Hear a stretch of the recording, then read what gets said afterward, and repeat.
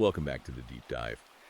Before we jump into today's source material, I want to start with a very specific high energy request. Yeah, we have a massive topic today. We really do. So, if you value the kind of unfiltered, deep analysis we do here, stuff you honestly aren't going to hear on mainstream networks, I need you to hit that like and subscribe button right now. It makes a huge difference. It does. Literally take a second, look at your phone, and click it. We are building something significant, and you're going to want to be notified for what we have coming down the pipeline. Especially considering the text we're tackling today. This one is, well, it's heavy. Heavy is an understatement. We're diving into an ebook that carries arguably the most aggressive in-your-face title we have ever featured. It's called Jesus is the Best. By comparison, you are shit by Conrad Riker. All right. Now, I know what you're thinking. You look at that title and think we're about to discuss some unhinged rant or a Sunday school pamphlet gone wrong. But after spending the last few days with this source, that's not really what this is it? Not at all. In fact, Riker explicitly frames this book not as a self-help guide, but as a weapon. A weapon. Yeah, he's very clear in the introduction. He says, if you're looking for empowerment fluff, or if you're easily offended by harsh truths, just put it down immediately. This is an ultra-long, incisive, and fascinating manifesto. Written specifically for an audience that feels erased. Exactly. Men who feel the boot of modern society on their necks. He is writing directly to the manosphere, to men's rights activists, and to guys who feel displaced. And just to orient you, if you want to arm yourself with the full text as we go through this, you can buy the ebook right now on Amazon Kindle and Google Play Books. It really is essential reading to understand this specific worldview. So our mission for this deep dive is to understand his core argument. He wants to look at the history of our institutions, corporate, educational, religious, before he claims they were captured by feminists and Marxists. And then explore his roadmap for reclaiming masculinity. Right, so let's just get into it. The core argument here is that society isn't just naturally evolving. He calls it a cold, calculated war on masculinity. He does. And to explain how this war operates on a psychological level, he points to the double bind. I found this fascinating. Can you unpack the double bind for us? Sure. It's a psychological concept where a person receives two conflicting commands. You fail no matter what you do. A total trap. Right.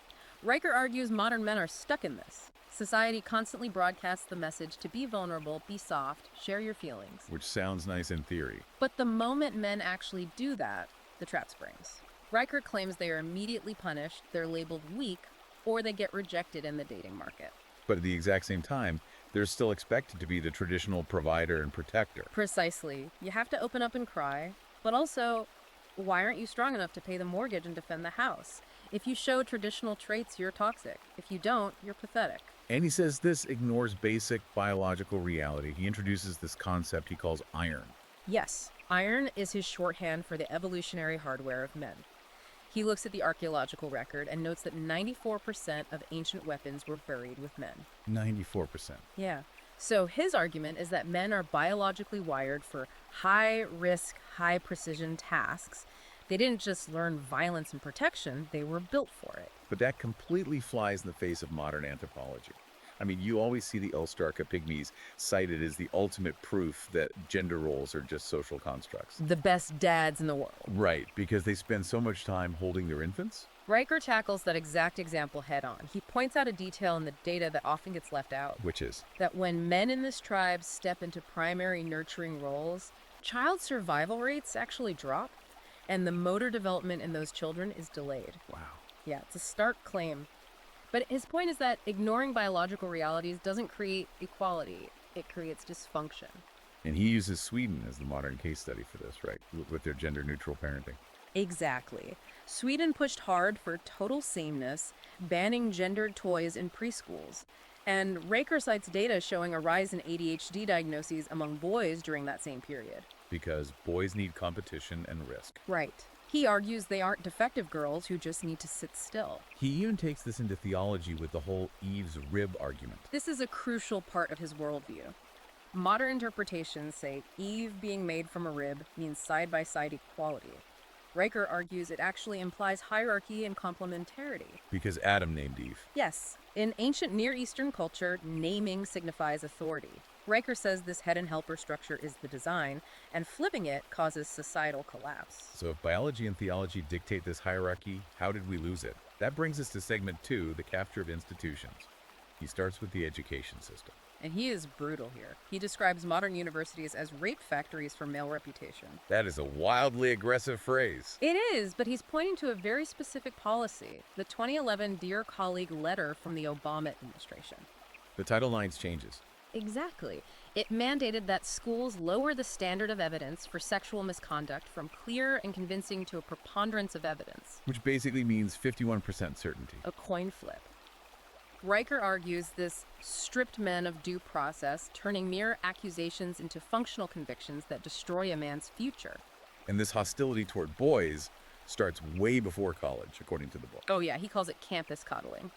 From K through 12, boys are medicated into compliance.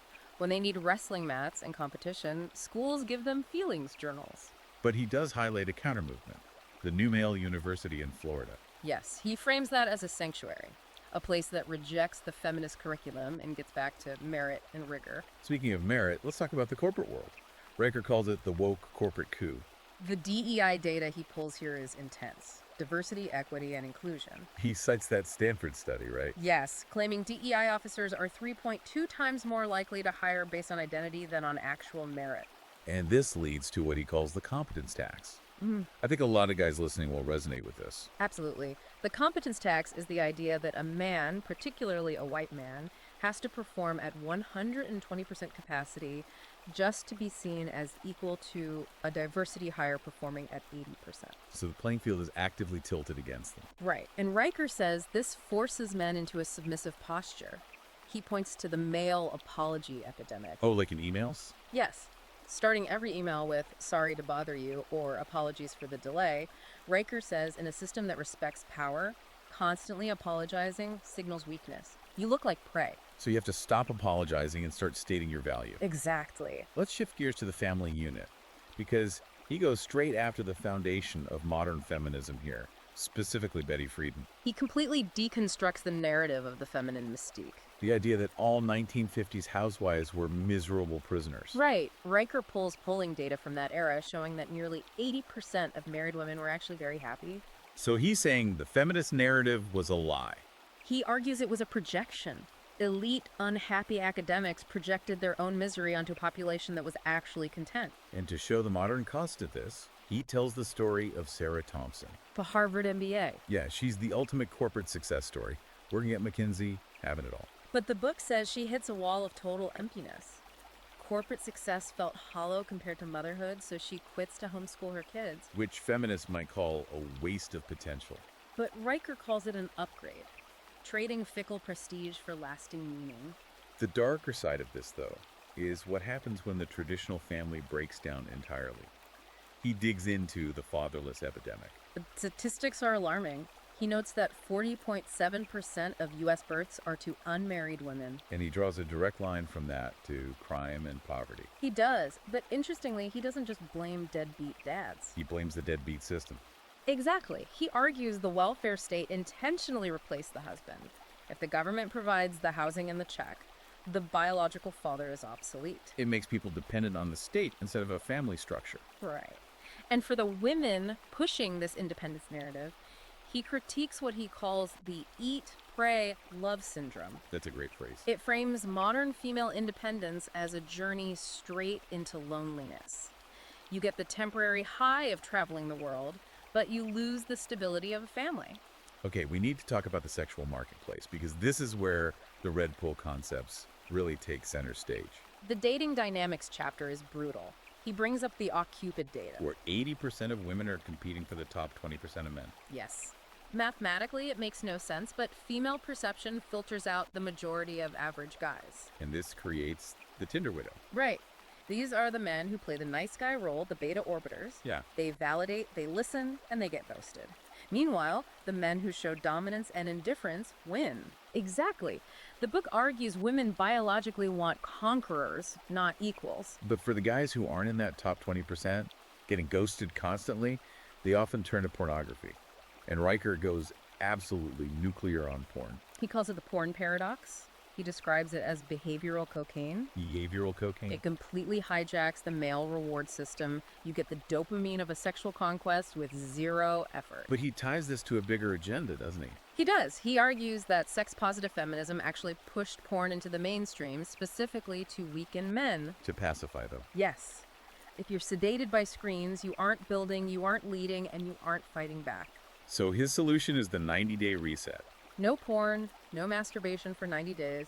He says you have to reboot the brain to channel that energy into real-world leadership. Which brings us to the final segment of the book, Reclaiming Masculinity.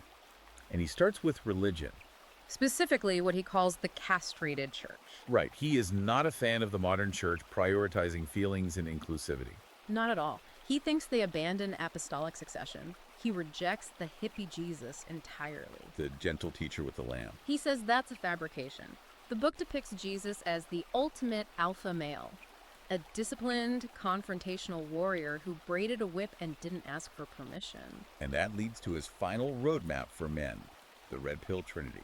This is a 3-step path to restoration. Step 1 is Jordan Peterson. Representing order. Clean your room, fix your immediate chaos, get your life together. Step 2 is Andrew Tate. Representing power.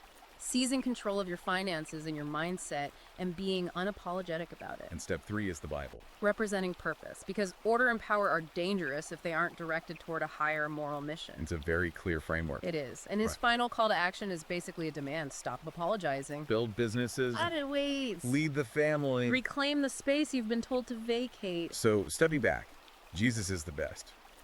By comparison, your shit is undeniable in its impact. It's controversial, polarizing, but absolutely a weaponized text for men who feel displaced. He connects biology, corporate DEI, and theology in a way you rarely see. It's a comprehensive worldview, whether you agree with it or not. Exactly. And that is why we wanted to break it down. If you're feeling that pressure, if you're a man who feels erased, this is a text you need to read for yourself. Don't just take our word for it. Look at the primary source. Go to Amazon, Kindle, or Google Play Books right now and buy the ebook.